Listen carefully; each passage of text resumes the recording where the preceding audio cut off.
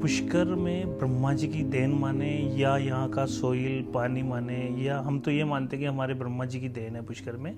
तो यहाँ पे पूरा का पूरा बालू मिट्टी है और यहाँ का पानी बहुत मीठा है, जिसके कारण हमारे यहाँ पे लगभग 60 किलोमीटर में हॉर्टिकल्चर क्रॉप होती है।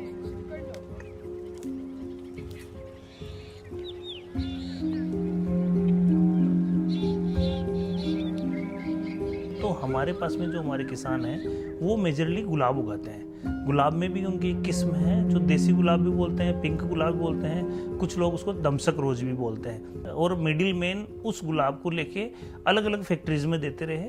तो हमारे पास में हमारा जो किसान का पूरा हक है वो मिल नहीं रहा था।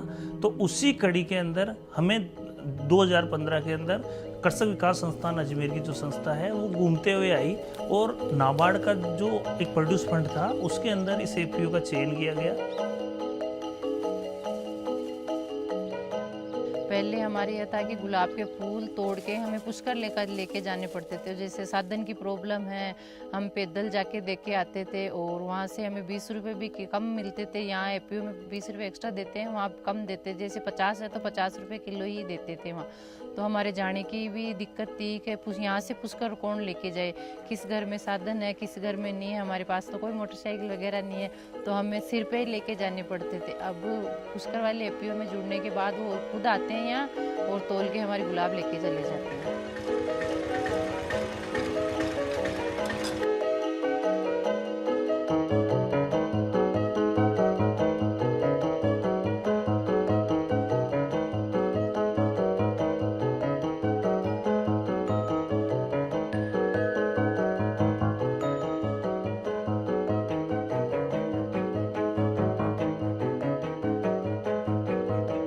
अनस्किल्ड की तरह वर्किंग कर रहे थे पहले। हमें स्किल्ड नहीं था कि गुलकंद कैसे बनाना है, गुलकंद में चीनी कितनी डालनी है। तो उसके लिए हमने कृषि विज्ञान केंद्र अजमेर का साथ लिया।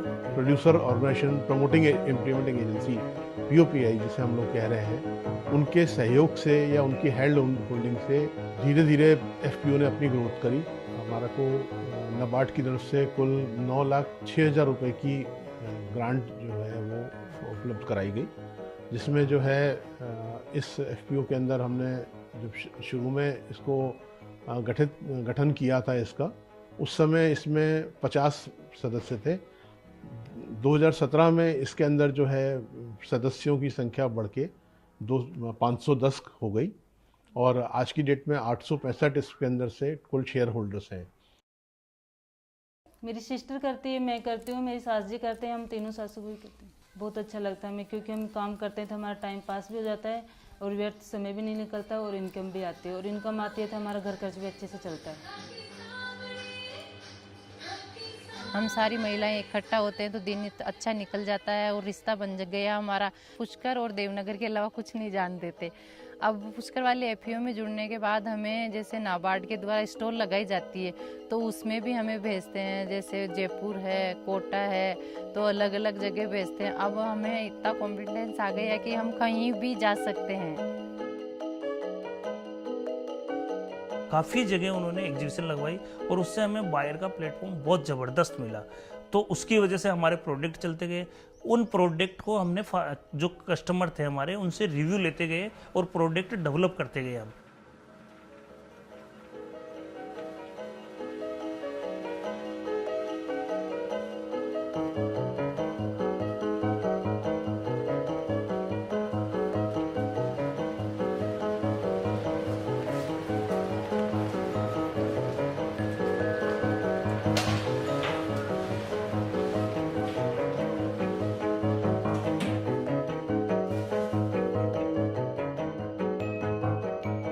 तो 2 चीज़ें खास रही इसको अवार्ड्स दिलाने में। एक तो इसका महिलाओं का इस सभी तरह से कार्य को करना, प्लस दूसरा इसका प्रोडक्ट की क्वालिटी।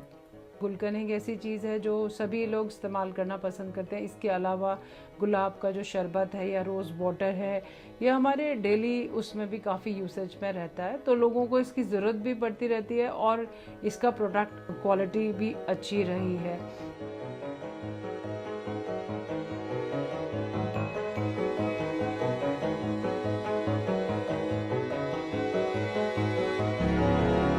रोज़ एक ऐसी चीज़ थी जो यहाँ की ही फेमस थी और इस पर आज तक किसी एफपीओ ने काम नहीं किया कि रोज़ से गुलकंद जैसी चीज़ को प्रोसेस करके और एक एफपीओ ने इतने सारे गुलकंद वाले जो लोग हैं जो इंडिविजुअल लेवल पर काम करते हैं उनसे कंपटीशन में स्टैंड करके अपनी एक पहचान बनाई।